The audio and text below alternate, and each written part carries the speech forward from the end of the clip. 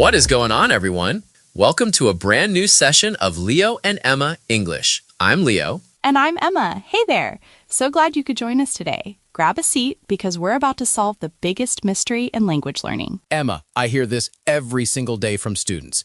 They come to me looking totally defeated and say, Leo, I understand you perfectly right now. I understand my textbook.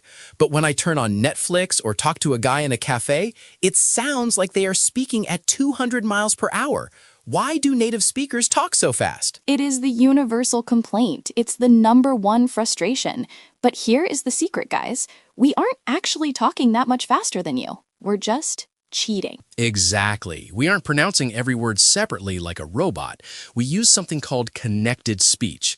It's the art of smushing words together to save energy. Think of it like a train. In a textbook, the carriages are separate. You can see the space between them. In real life, they are all linked together. If you don't know how they link, you'll never recognize the words. But before we get into the mechanics of the smush, Leo, we need to address the science, because there is actually data on this. Right, the science of speed, because it feels fast, but is it actually fast? There was a fascinating study done back in 2011 at the Université de Lyon by François Pellegrino and his team. They actually measured the speed of different languages. I love this study. They looked at 7 different languages and analyzed them based on syllables per second. And the results might actually shock you if you think English is the Usain Bolt of languages. It's not. The study found that Japanese and Spanish are actually significantly faster than English in terms of raw syllables spoken per second. They are the machine guns of the language world. English is actually kind of slow. It's middle of the pack. But here is the catch, and this is why your brain hurts when you watch American movies. The researchers found that while English is slower in syllables, it has a much higher information density. Information density? That sounds intense. Break that down. Basically, every syllable in English carries a lot of meaning. In Spanish, you might need many syllables to convey one idea. In English, we pack that same idea into fewer sounds. So even though we are speaking fewer syllables per second, your brain has to decode more meaning per second. So it's not just speed, it's weight. The words are heavy. But there is another layer to this illusion of speed, and it has to do with rhythm. This is the difference between stress-timed and syllable-timed languages. This is crucial. If there is one thing you take away from this episode, let it be this concept.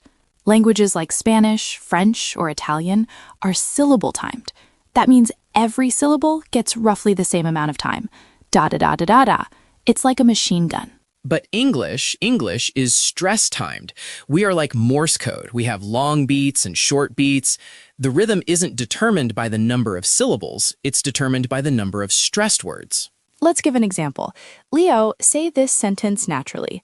The beautiful mountain appeared in the distance. The beautiful mountain appeared in the distance. Now, listen to the beat. You didn't say every syllable with the same power. You said, the beautiful mountain appeared in the distance. 4 big beats. Bew, moun, peered, dis. Right. And what happened to the other words? The, tiffle, tain, in the... They got crushed. They got squeezed into tiny little milliseconds because I needed to get to the next stress point. That squeezing is why English sounds fast. We are rushing through the grammar words, the prepositions, the articles, the auxiliary verbs, so we can hit the next big noun or verb on the beat. And to do that, we use a very special sound, the most common sound in the English language. The schwa. The schwa, the lazy vowel. It's that sound. It's not an A, E, I, O, or U. It's just a grunt. In the word banana, we don't say ba-na-na. We say banana. The first and last A become schwas. And this is the engine of speed. If you try to pronounce every vowel clearly, you will sound like a robot, and you will be too slow. You have to learn to be lazy. You have to learn to turn vowels into schwa. So we have the rhythm, stress timing, and we have the engine, the schwa. Now let's look at the actual mechanics of the smush. We mentioned 3 secrets earlier: linking, intrusion, and elision. Let's start with the big one, linking, specifically consonant to vowel. This is when the end of one word grabs the start of the next word. It's like a magnet. Take the phrase pick it up. In a textbook, it's pick it up. 3 distinct islands. But a native speaker will say, pick it up.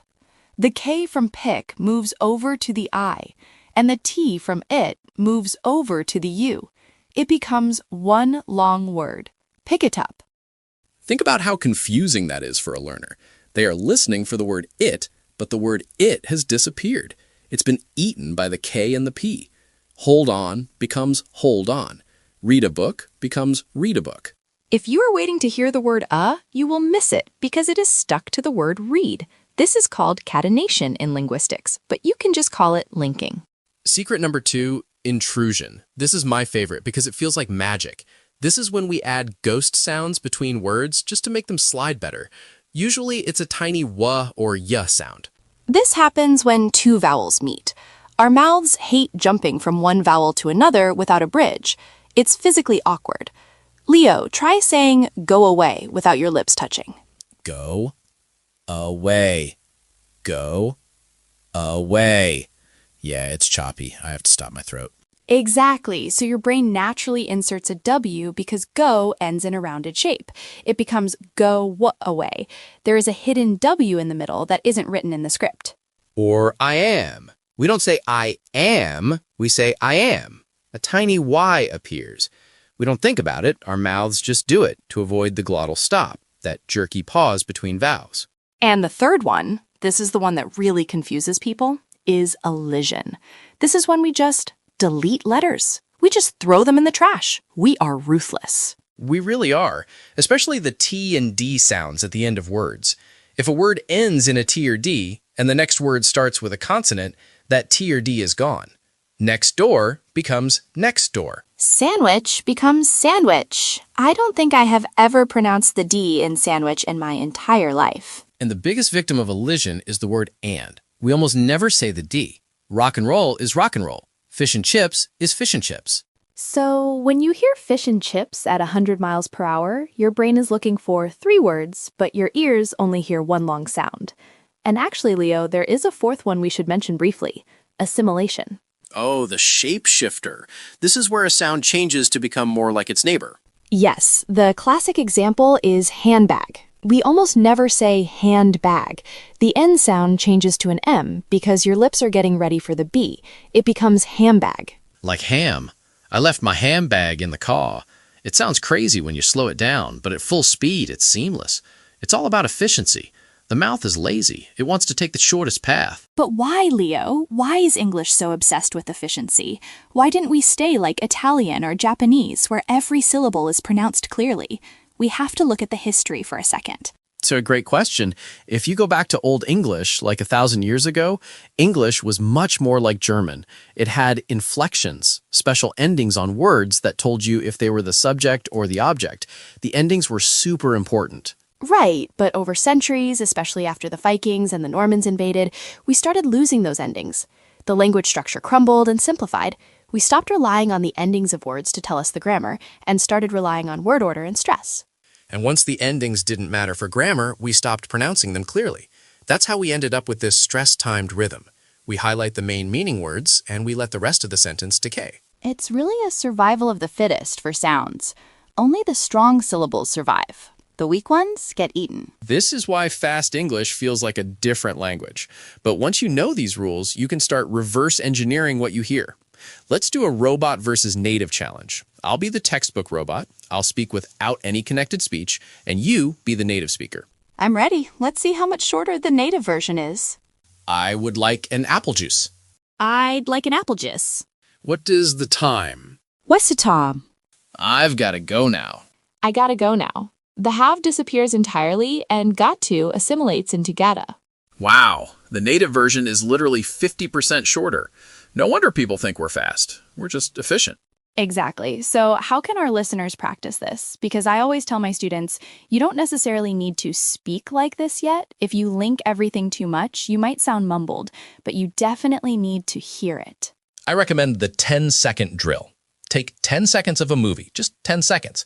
Listen to it 5 times. Try to write down exactly what sounds you hear, not the words you think are there. If they say, what's the time, write down WHASUTIME. That's great advice. It retrains your ear to hear the data, not the spelling. And I'd add shadowing. Listen to a native speaker and try to mimic their rhythm, not just their individual words. Don't worry about the letters. Worry about the wave of the sound. Try to hum the sentence before you say it. Humming is actually a powerful trick because it isolates the rhythm. If you hum, "The beautiful mountain appeared in the distance," you get da da da da da da da da da da da da da. You feel the music of it. Also, pay attention to contractions. We don't say I am going to, we say I'm gonna. We don't say want to, we say wanna. These aren't just slang, they are the standard way we speak in 90% of situations, even in business. That's a big misconception. People think connected speech is lazy or incorrect English. But if you walked into a boardroom and said, "I am going to write the report," people would look at you strangely. They'd think you were angry or being sarcastic. Precisely. Using connected speech signals that you are comfortable, fluent, and part of the group. It's a social signal as much as a linguistic one. But Leo, we should probably warn them about the danger zone. The danger zone? Yeah, overdoing it. There's a balance. You want to link words, but you still need to enunciate the stressed syllables clearly. If you schwa everything, you just sound drunk. That's true. You can't be too efficient. You still need to open your mouth for the big words. The nouns and the verbs are the stars of the show. The other words are just the stagehands, moving things around in the dark. We've been talking for quite a while, and basically we've just given you the decoder ring for native English. It's a lot to take in. I'm convinced that once you start looking for these links, the fast English will start to slow down in your head. It's like watching a magic trick. Once you know how the magician does it, once you see the trap door or the hidden card, it's not magic anymore. It's just technique. So, here is your task for the week. Listen to your favorite English song. Songs are the best for this because the melody forces the singer to link words together. Find one place where the singer smushes two words together. Do they say "love of my life" as "love of my life"? Find one example and tell us in the comments. And don't get discouraged. This takes time. Your ears have been trained on clear, slow, textbook English for years. It takes patience to retune the radio.